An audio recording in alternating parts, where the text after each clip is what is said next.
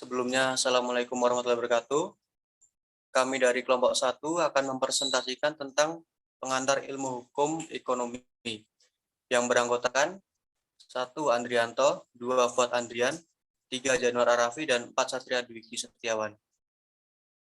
Sebelum ke penjelasan intinya, saya akan memberikan poin-poin yang akan dipresentasikan di kelompok kami, yaitu ada definisi hukum, unsur-unsur hukum, tujuan hukum, sumber-sumber hukum, kaidah hukum, asas-asas hukum, pembidangan hukum, ilmu hukum, subjek hukum, objek hukum, masalah bisnis, dan hukum perusahaan.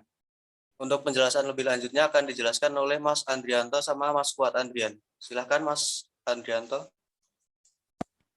Baik, terima kasih atas waktunya. Pertama, saya akan menjelaskan definisi hukum. Meskipun sulit untuk membuat sebuah definisi hukum yang dapat memberikan gambaran yang lengkap dan menyeluruh, para sarjana hukum menganggap perlu memberikan definisi sebagai pedoman untuk subjek yang mempelajari hukum. Definisi hukum menurut para sarjana. Yang pertama, Utrecht dalam Kansil 1977 memberikan definisi bahwa hukum adalah himpunan peraturan perintah dan larangan yang mengurus tata tertib suatu masyarakat sehingga harus ditaati oleh masyarakat itu. Yang kedua, Leon Duquid dalam Samara dan kawan-kawan 2009. Hukum adalah aturan tingkah laku dalam anggota masyarakat, aturan yang daya penggunaannya pada saat tertentu diindahkan oleh suatu masyarakat sebagai jaminan dan kepentingan bersama terhadap orang yang melakukan pelanggaran itu. Yang ketiga adalah M.H. Tirta Atmijaja dalam bukunya Pokok-pokok Hukum Perniagaan merumuskan bahwa hukum ialah semua aturan yang harus ada di dalam tingkah laku tindakan-tindakan dalam pergaulan hidup dengan ancaman meskipun mengganti kerugian. Next. Unsur-unsur hukum.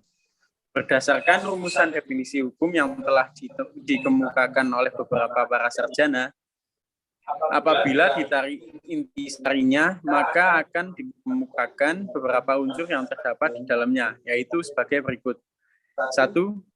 Serangkaian peraturan yang mengatur tingkah laku manusia dalam pergaulan masyarakat. 2. Peraturan itu dibuat oleh badan-badan resmi yang berwajib dalam suatu masyarakat tertentu. 3. Peraturan-peraturan yang dibuat tersebut mempunyai kekuatan yang bersifat memaksa. 4.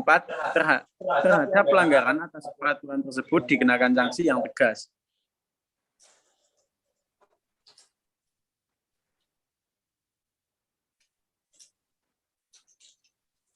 Tujuan hukum.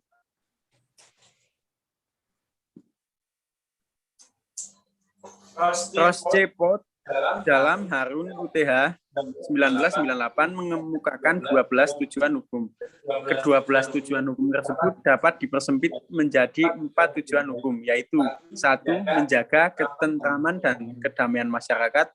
2. Menyelesaikan suatu perselisihan yang terjadi dalam masyarakat dengan adil-adilnya sehingga terjadi ketertiban dan keamanan umum. 3. Memelihara status QO, dan 4. Mengadakan perubahan dalam masyarakat atau social engineering.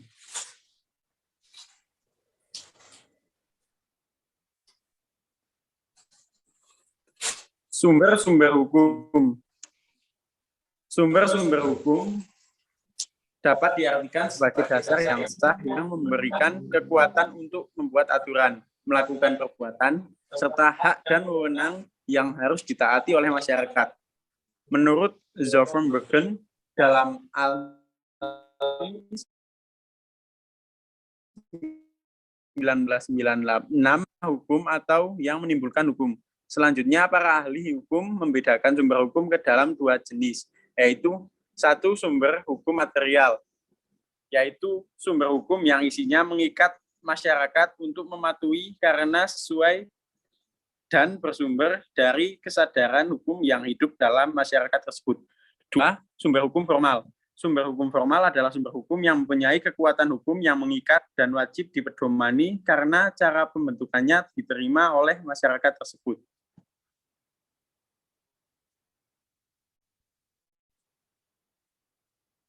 Kaidah hukum. Kaidah hukum merupakan norma yang mengatur tingkah laku manusia dibuat oleh pihak yang mempunyai kewenangan yang sah. Isinya mengikat setiap anggota masyarakatnya. Pelaksanaannya dapat dipaksakan oleh pihak yang mempunyai kewenangan. Suatu kaidah hukum dapat lahir karena dua faktor penyebab, yaitu 1. Kaidah hukum yang berasal dari kaidah-kaidah sosial di dalam masyarakat, dan 2. Kaidah hukum yang diturunkan oleh otoritas tertinggi sesuai dengan kebutuhan masyarakat pada saat itu dan langsung terwujud dalam bentuk kaidah hukum, serta sama sekali tidak berasal dari kaidah sosial sebelumnya. Untuk selanjutnya akan dilanjutkan oleh Fuad Andrian.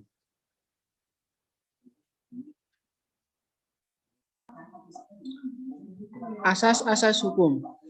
Pertama, asas spesialis derogat legi generalis. Asas ini berarti hukum ataupun perundang-undangan yang bersifat umum mengesampingkan hukum atau perundang-undangan yang bersifat umum. Yang kedua, asas lex superiori derogat legi inferiori. Asas ini berarti peraturan atau hukum yang lebih tinggi tingkatannya mengalahkan peraturan atau hukum yang lebih rendah tingkatannya. Yang ketiga, asas lex posteriori derogat legi priori. Asas ini berarti pada peraturan yang tingkatannya sederajat peraturan yang baru, mengalahkan peraturan yang lama, apabila mengatur substansi yang sama, namun isinya bertentangan.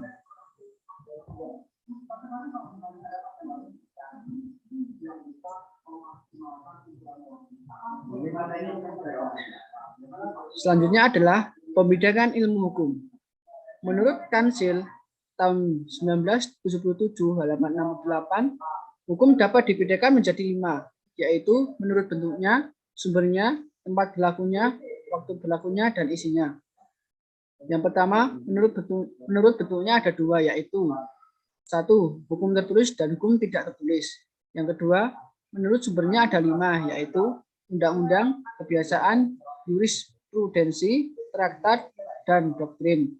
Yang ketiga, menurut tempat berlakunya ada 3, yaitu hukum nasional, internasional, dan asing.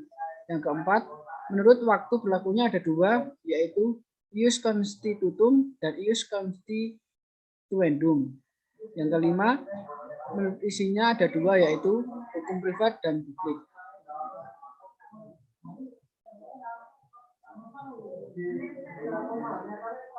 Yang selanjutnya adalah subjek hukum. Subjek hukum adalah segala sesuatu yang dapat menjadi pembawa hak dan kewajiban dalam hukum. Menurut seperti tahun 1985, dalam dunia hukum, pembawa hak dan kewajiban itu adalah orang atau person. Subjek hukum berupa orang ini meliputi 1. Manusia atau naturalized person. Yang kedua, badan hukum atau rex person. Objek hukum. Objek hukum adalah segala sesuatu yang berguna bagi subjek hukum dan dapat menjadi objek berhubungan hukum. Wujud dari objek hukum adalah benda. Benda adalah segala sesuatu yang dapat dihaki oleh orang atau dapat dikuasai dengan hak atau menjadi objek hak seseorang. Dapat juga dikatakan bahwa benda adalah segala barang dan hak yang dapat dimiliki oleh orang. Selanjutnya adalah masalah bisnis. Dalam menjalankan bisnis, pasti ada kalanya sebuah masalah datang menghampiri. Masalah bisnis yang biasanya datang menghampiri pengusaha yaitu 1. Waktu, 2. Kurang percaya diri, 3. Tidak adanya dukungan keluarga, 4. Pindah bidang bisnis, yang kelima perang harga, dan yang keenam adalah manajemen keuangan yang buruk. Hukum perusahaan. Hukum perusahaan merupakan sebuah hukum yang mengatur tentang seluk-beluk bentuk hukum perusahaan. Bentuk-bentuk hukum perusahaan. 1. Firma dan persekutuan komanditer atau CV yang diatur dalam KUHP. Yang kedua, perseroan terbatas diatur dalam Undang-Undang Nomor 40 Tahun 2007. Yang ketiga, koperasi diatur dalam Undang-Undang Nomor 25 Tahun 1992. Yang keempat, perusahaan umum dan perusahaan perseroan diatur dalam Undang-Undang Nomor 9 Tahun 1969. Yang selanjutnya adalah sumber-sumber hukum perusahaan. Sumber-sumber hukum perusahaan meliputi 1.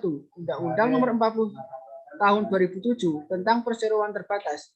Yang kedua, Peraturan Pemerintah Nomor 15 Tahun 2009 tentang pajak penghasilan. Yang ketiga, Undang-Undang Nomor 32 Tahun 2007 tentang perdagangan berjangka komoditi. Yang keempat, Undang-Undang Nomor 33 dan 34 Tahun 1969 tentang asuransi kecelakaan jasa harja.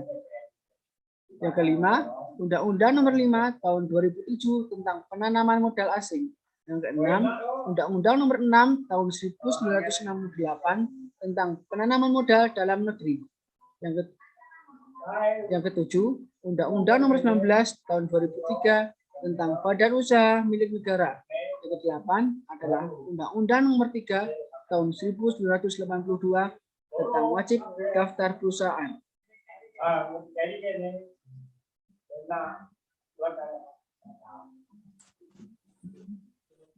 Ya, cukup sekian presentasi dari kelompok kami. Apabila ada kekurangan, mohon dimaafkan. Akhirul salam. Wassalamualaikum warahmatullahi wabarakatuh.